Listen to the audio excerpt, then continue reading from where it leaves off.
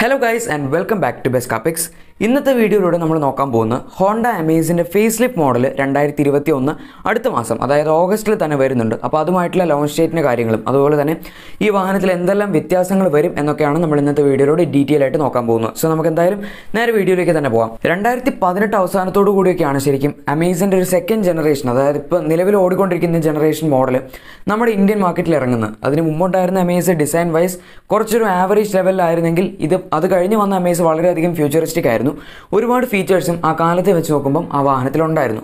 പക്ഷേ എന്നാലും Maruti സുസുക്കിയുടെ most selling കാറായ, അതായത് മോസ്റ്റ് സെല്ലിംഗ് കോമ്പാക്ട് സെഡാനായ ഡിസയറിനെ തോൽപ്പിക്കാനൊന്നും ഈ വാഹനത്തിന് ആ സമയത്ത് കഴിഞ്ഞിരുന്നില്ല. പക്ഷേ എന്നാലും ഹോണ്ട കാഴ്സ് ഇന്ത്യയെ വെച്ച് നോക്കുമ്പം അത്യാവശ്യം മോശമില്ലാത്ത രീതിയിൽ സെല്ലായി പോയിക്കൊണ്ടിരുന്ന ഒരു വാഹനം കൂടിയാണ് ഹോണ്ടയുടെ അമേസ്. പക്ഷേ ഇന്നത്തെ കാലത്ത് ശരിക്കും ഈ ഒരു സെഗ്മെന്റിന് തന്നെ, അതായത് നമ്മുടെ ഒരു കോമ്പാക്ട് സെഡാൻസിന്റെ അല്ലെങ്കിൽ ബി സെഗ്മെന്റ് സെഡാൻസിന്റെ സെഗ്മെന്റിന് തന്നെ വളരെയധികം കോമ്പറ്റീഷൻസ് നേരിടേണ്ടതായിട്ട് വന്നിട്ടുണ്ട്. പ്രത്യേകിച്ച് ഇതേ സെഗ്മെന്റിൽ തന്നെയുള്ള കോമ്പാക്ട് SUVസുമായിട്ട്, അതായത് അണ്ടർ 4 മീറ്റേഴ്സിൽ വരുന്ന കോമ്പാക്ട് SUVs ആണല്ലോ ഇപ്പോൾ നിലവിൽ ട്രെൻഡിങ് ഉള്ളത്. ഏതൊരാൾ പുതിയൊരു വാഹനം വാങ്ങാൻ പോവുകയാണെങ്കിലും ആദ്യം തന്നെ നോക്കുന്ന അതൊക്കെ തന്നെയായിരിക്കും. കാരണം കൂടുതൽ ഗ്രൗണ്ട് ക്ലിയറൻസ് ഉണ്ട്, ഉയർന്ന സീറ്റിംഗ് പൊസിഷനാണ്, വിസിബിലിറ്റിക്ക് ആണെങ്കിലും കുറച്ചും കൂടെ നല്ലതാണ്. കംഫർട്ട് വൈസ് തീർച്ചയായും സെഡാൻസ് തന്നെയാണ്. ആൻഡ് ഡ്രൈവിംഗ് ഡൈനാമിക്സ് വെച്ച് നോക്കുമ്പോഴും ശരിക്കും സെഡാൻസ് തന്നെയാണ് കുറച്ചും കൂടെ നല്ലത്. പക്ഷേ ഈ വാഹനത്തിൻ്റെ ഫേസ് ലിഫ്റ്റ് മോഡലിലേക്ക് വരുമ്പം ഇതേ ഒരു സെഗ്മെന്റിലേക്ക് തന്നെ വരാൻ പോകുന്ന ഒരു വാഹനമാണിത്. മാരുതി സുസുക്കിയുടെ ഡിസയറിന് ഈ സെഗ്മെന്റ് ഇത്ര ഔട്ട്ഡേറ്റഡ് ആയിട്ടും സെയിൽസ് ഉണ്ടെങ്കിലും അമേസിന് സെയിൽസ് ഇപ്പോൾ കുറച്ച് കുറവാണ്. പ്രത്യേകിച്ച് ടാറ്റയുടെ ടിഗോർ വെച്ചൊക്കെ കമ്പയർ ചെയ്യുകയാണെങ്കിലും ടിഗോറിന് per month sales around 1K around ഒക്കെ തന്നെ വരുന്നുള്ളൂ, അതായത് ഏകദേശം 1000-നടുത്തൊക്കെ തന്നെ വരുന്നുള്ളൂ. ഇനി ഈ അമേസിൻ്റെ ഫേസ് ലിഫ്റ്റ് മോഡലിലേക്ക് വരികയാണെങ്കിൽ അമേസ് ഫേസ് ലിഫ്റ്റിൻ്റെ ലോഞ്ച് ഡേറ്റ് അവർ പറഞ്ഞിരിക്കുന്ന ഓഗസ്റ്റിലാണ് എന്നാണ്. സോ ഓഗസ്റ്റ് എന്ന് പറയുമ്പം നമുക്കിപ്പോൾ എക്സ്പെക്റ്റഡ് ആയിട്ട് കിട്ടിയിരിക്കുന്ന ഒരു കൃത്യമായിട്ടുള്ള ലോഞ്ച് ഡേറ്റ് എന്ന് പറയുന്നത് 17th ഓഗസ്റ്റ് 2021 അത് പക്ഷേ നിങ്ങൾക്ക് അറിയാമായിരിക്കും ഒഫീഷ്യൽ അല്ല, കുറച്ചൊരു അൺഒഫീഷ്യൽ സോഴ്സിൽ നിന്ന് കിട്ടിയ ഒരു ഡീറ്റെയിൽ ആണ്. പക്ഷേ അതുകൊണ്ട് അത് കറക്റ്റാണ് എന്ന് 100% നിങ്ങൾ വിശ്വസിക്കേണ്ട കാര്യമില്ല. പക്ഷേ അവർ ഒഫീഷ്യലി പറഞ്ഞിട്ടുള്ള ഒരു കാര്യം ഓഗസ്റ്റിൽ തന്നെ ഒരു വാഹനത്തിൻ്റെ ഫേസ് ലിഫ്റ്റ് മോഡൽ കൊണ്ടുവരും എന്നാണ്.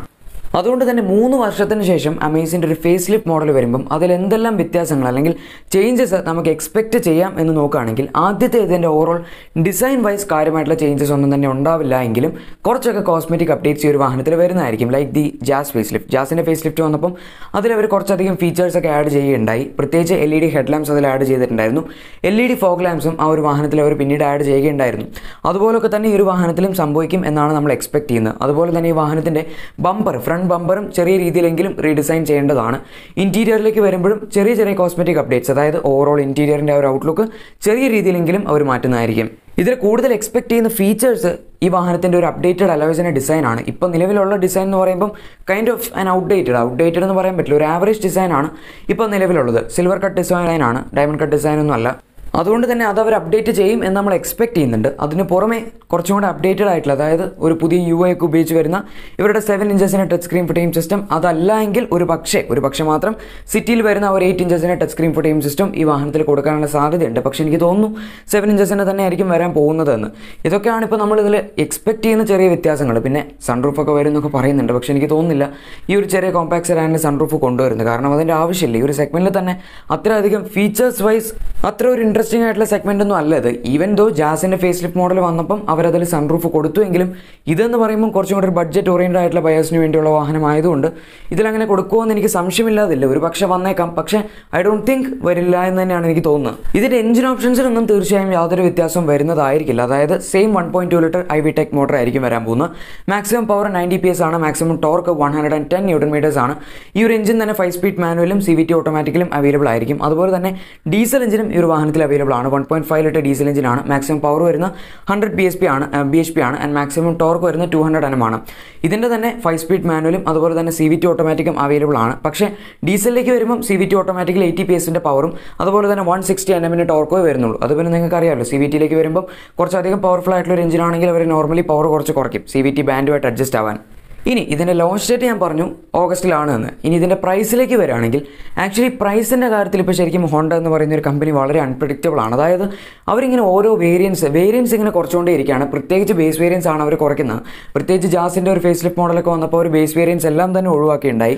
ഇതിലങ്ങനെ ചെയ്യുകയാണെങ്കിൽ ഇപ്പോൾ നിലവിലുള്ളതിലും ഏകദേശം 1.5 lakhs വരെ പ്രൈസ് കൂടാനുള്ള സാധ്യതയും ഉണ്ട്. ഇപ്പോൾ നിലവിൽ വരുന്ന അമേസ് ബേസ് ഈ 1.2 പെട്രോൾ മോഡലിൻ്റെ പ്രൈസ് സ്റ്റാർട്ട് ചെയ്യുന്നത് അറൗണ്ട് 6.25 lakhs എന്നാണ് എക്സ് ഷോറൂം പ്രൈസ്.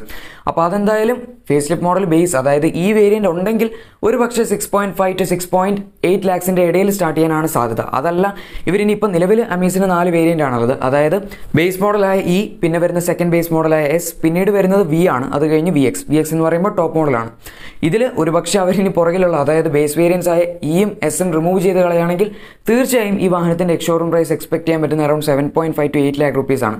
അത് വളരെ it makes it very expensive. ചിലപ്പോൾ ബേസ് മോഡൽ ഒരുപാട് ഫീച്ചേഴ്സ് ഒക്കെ തന്നെ കാണുമായിരിക്കും. ഫോർ എക്സാമ്പിൾ ഇപ്പോൾ വരുന്ന അമേസിൻ്റെ വി വേരിയൻ്റ് എടുക്കുകയാണെങ്കിൽ അതിൽ തന്നെ അത്യാവശ്യം വേണ്ട ഫീച്ചേഴ്സ്, ഫോർ എക്സാമ്പിൾ ഇപ്പോൾ പുഷ് ബട്ടൺ സ്റ്റാർട്ട് ആണെങ്കിൽ അത്, ഓട്ടോ എ സി ആണെങ്കിൽ അത്, അലോയ് വീൽസ് ഒക്കെ എല്ലാ സംവിധാനങ്ങളും അവൈലബിൾ ആണ്. പക്ഷേ അവർ ബേസ് മോഡൽസ് എല്ലാം കട്ട് ചെയ്ത് കളയുന്നതുകൊണ്ട് പൊതുവേ നമുക്ക് വരുന്നൊരു ധാരണയുണ്ട്, അതായത് ഓവർ പ്രൈസ്ഡ് ആണ് എന്ന ഒരു കൺസെപ്റ്റിലേക്ക് പോകാനുള്ള സാധ്യതയുണ്ട്. പ്രത്യേകിച്ച് ഇപ്പം ഏതൊരു ഹോണ്ട വാഹനം എടുത്താലും, പുതിയ ഇറങ്ങിയ 5th ജനറേഷൻ സിറ്റി എടുത്താൽ പോലും ബേസ് മോഡലിൽ തന്നെ അലോയ് വീൽസ് ഉണ്ട്, ടച്ച് സ്ക്രീൻ പൊട്ടൻഷ്യസ്റ്റ് ഉണ്ട്, ഓട്ടോ എ സി ഉണ്ട്, പുഷ് ബട്ടൺ സ്റ്റാർട്ട് ഉണ്ട്, ഇങ്ങനെ ഒരുപാട് കാര്യങ്ങൾ അതിൻ്റെ ബേസ് മോഡലിൽ തന്നെ വരുന്നുണ്ട്.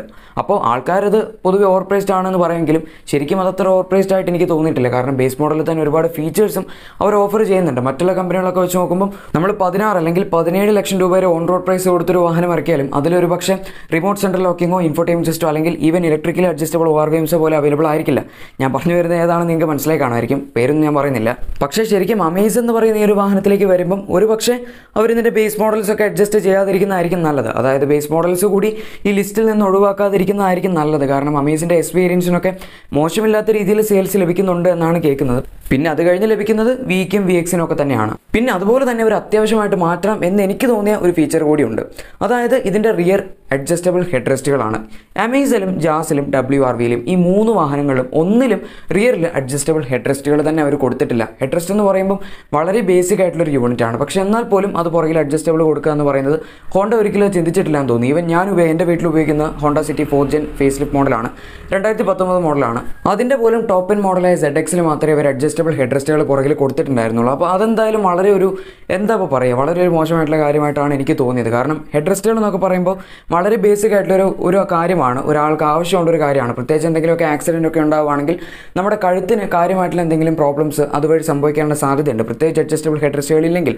പിന്നെ ഇതിൻ്റെ പുറകിൽ കൊടുത്തിരിക്കുന്ന ഫിക്സഡ് ഹെഡ് റെസ്റ്റ് എന്ന് പറയുന്നത് അത് ഒന്നിനും ഉപയോഗമില്ലാത്ത ഹെഡ് റെസ്റ്റ് ആണെന്ന് തന്നെ പറയാം. കാരണം പൊക്കം തീരില്ല, വളരെയധികം ഷോർട്ട് ആയിട്ടുള്ള ഹെഡ് റെസ്റ്റുകളാണ്. അതുപോലെ തന്നെ ഹോണ്ടയ്ക്ക് മാത്രമുള്ള മറ്റൊരു പ്രത്യേകത കൂടിയുണ്ട്. പുറകിലത്തെ ആംറസ്റ്റ് ഉണ്ടല്ലോ, അതായത് റിയർ സെൻറ്റർ ആംറസ്റ്റ്, അതൊരിക്കലും ഞാൻ ഇന്ന് വരെ എൻ്റെ വാഹനത്തിൽ നേരെ നിന്ന് കണ്ടിട്ടില്ല. എപ്പോഴും താഴ്ന്ന് തന്നെ ഇരിക്കുള്ളൂ. അതായത് പ്രത്യേകിച്ച് അതുകൊണ്ട് ഉപകാരം ഒന്നും തന്നെ ഇല്ല. കാരണം ആംറസ്റ്റ് താന്നിരിക്കുകയാണെങ്കിൽ നമുക്ക് കൈവയ്ക്കാനാണല്ലോ ഈ ആംറസ്റ്റുകൾ. പിന്നെ അത് വല്ലാതെ താന്നിരിക്കുകയാണെങ്കിൽ എങ്ങനെ ഉപയോഗിക്കാനാണ്? സോ ഗൈസ്, നമ്മുടെ ഇന്നത്തെ വീഡിയോ എല്ലാവർക്കും ഇഷ്ടപ്പെട്ട് കാണും എന്ന് തന്നെ വിചാരിക്കുന്നു. വീഡിയോ ഇഷ്ടപ്പെട്ടെങ്കിൽ മറക്കാതെ തന്നെ ലൈക്ക് ചെയ്യുക. ഇതുപോലുള്ള വാഹനങ്ങളുടെ കൂടുതൽ അപ്ഡേറ്റ്സും ഡീറ്റെയിൽസും എല്ലാം നിങ്ങൾക്ക് തന്നെ ആദ്യം ലഭിക്കാൻ താല്പര്യമുണ്ടെങ്കിൽ മറക്കാതെ തന്നെ ചാനൽ സബ്സ്ക്രൈബ് ചെയ്ത് സൈഡിൽ കൊടുത്തിരിക്കുന്ന ആ ബെൽ ബട്ടണും കൂടെ പ്രസ് ചെയ്ത് അത് ഓൾ നോട്ടിഫിക്കേഷൻസ് ആക്കി വെച്ചേക്കാം. അപ്പോൾ നിങ്ങൾക്ക് ഞങ്ങളുടെ അപ്കമിംഗ് വീഡിയോസിൻ്റെ അപ്ഡേറ്റ്സ് എല്ലാം നോട്ടിഫിക്കേഷൻസ് ആയിട്ട് ആദ്യം തന്നെ ലഭിക്കുന്നതായിരിക്കും. Thank you for watching my video.